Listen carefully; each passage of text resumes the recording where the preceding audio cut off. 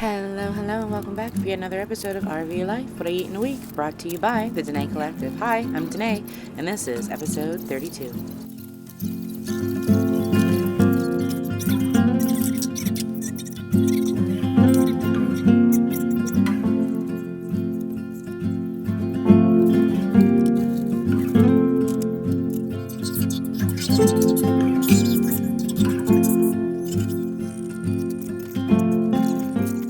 So this week's episode is technically part of what was supposed to be in last week's video, but I couldn't fit all of my video clips into my computer in order to add them.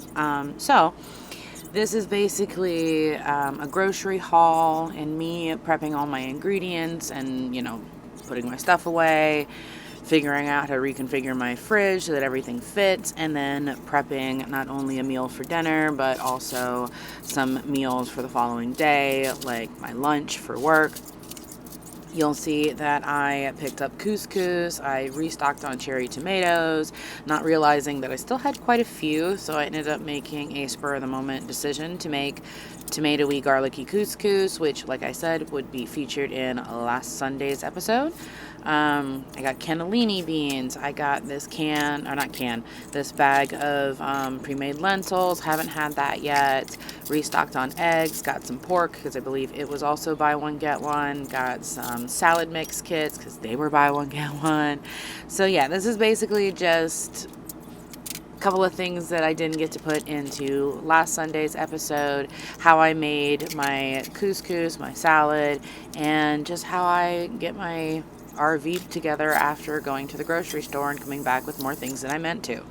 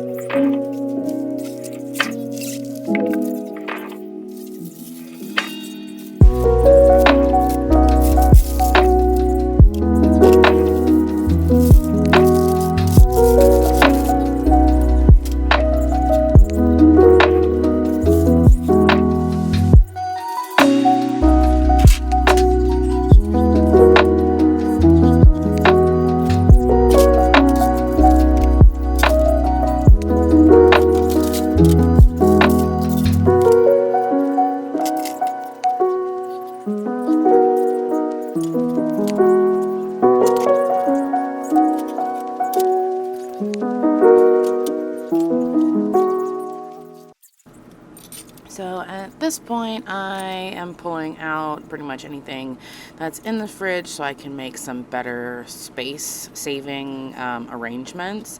There is this little nook of space at the very back of the fridge that I kind of tuck everything into. Otherwise, most things can't fit because they're too tall, like that thing of lemon juice that you see there. I do store most of my things into the bins at the bottom that are supposed to be for like fruits and veggies. I just like arrange things so that it's like Tetris style inside there so I can get as much space utilization out of this tiny fridge as I can. I put anything that I haven't opened or don't need right away into the mini fridge outside. So those 2 jugs of Planet oat milk will go into the outdoor fridge until I need them. And they should be next to my oat milk creamer and lox smoked salmon for lox. There we go. That's what I meant to say. I bought a lot of fruit this time around because I was just really craving oranges and grapes. So I'm going to go ahead and clean everything, de-stem them, make sure that I wash the peels on the oranges because at some point I might make some juice out of those. Haven't filmed that yet. The idea didn't really come to me until afterwards, but I still washed them in advance.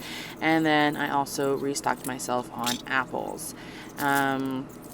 During this, I'm also kind of like assessing what needs to come out of the fridge, what I can probably just like imbibe, like drink or eat right then and there, just so it's out of the way, or, you know, assess whether or not it just needs to be tossed out. At some point in this video, you will see some pop-ups that say what I am listening to because I was not able to get my Bluetooth working for some reason. Like I would pop one headphone in and it would work for like all of 3 minutes and then it would decide, no, you're going to listen to me out loud. So you will hear in the background the audio for a little bit. I finished 1984 by George Orwell, and then I started listening to Sunrise on the Reaping, and then at some point later on in the episode, I started listening to A Tempest of Tea.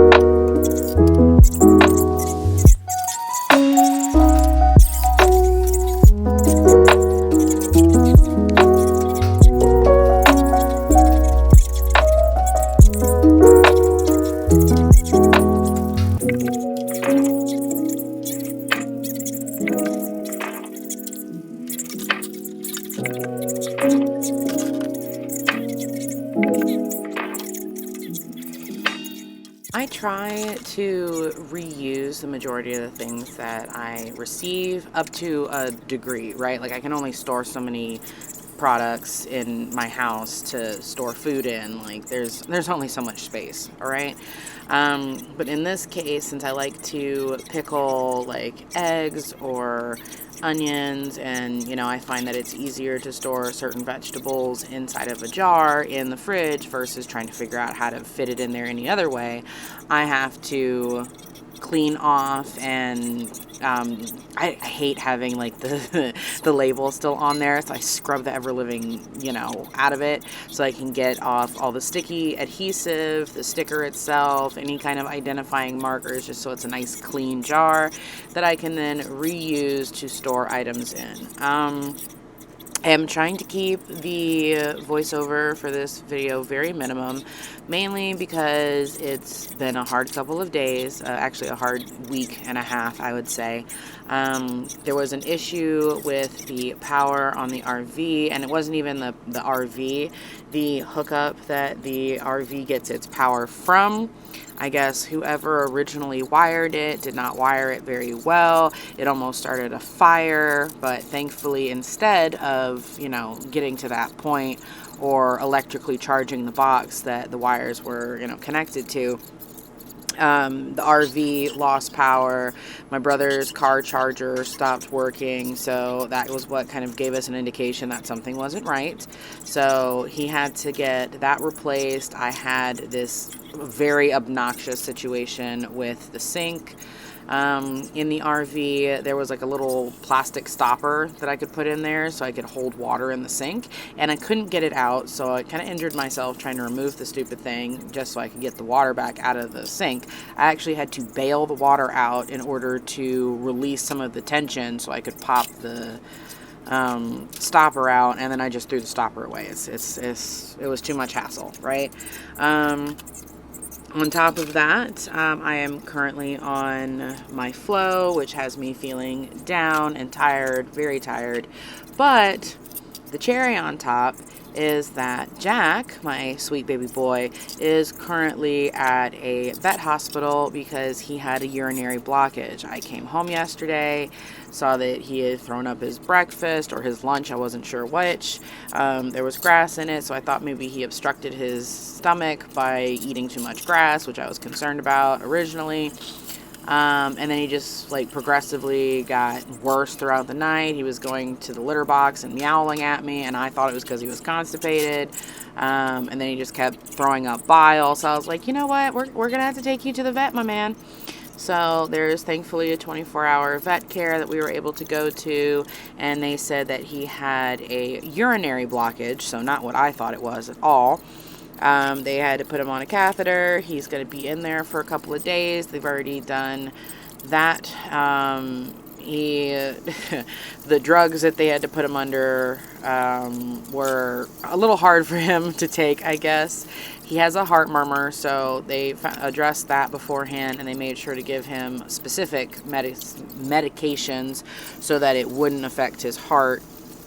I got updates today. He's doing fine. He's having standard recovery. He's just not eating, which is pretty normal because, stress and the fact that they're not at home, and most animals are going to be like, no, I'm going to wait till I get home.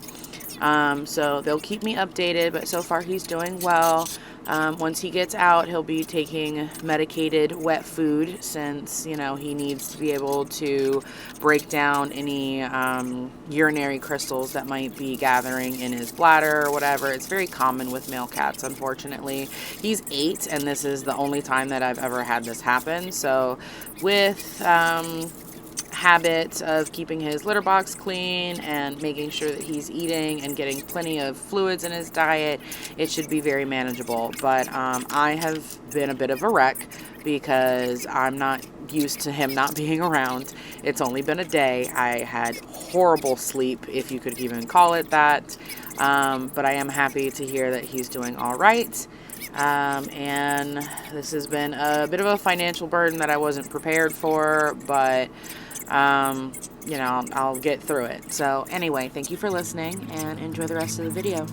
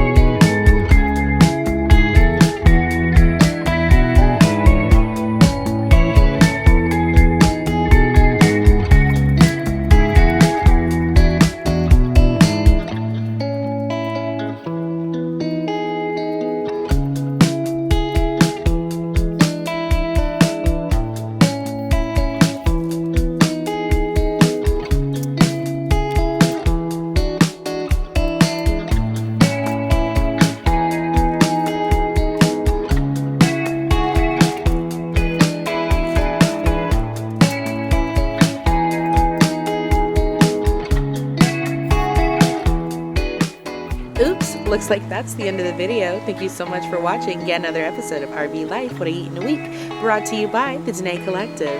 Don't forget to like and subscribe to get notified of additional content. New episodes now release every Sunday. Come back and see us again soon. Have a wonderful day. Bye.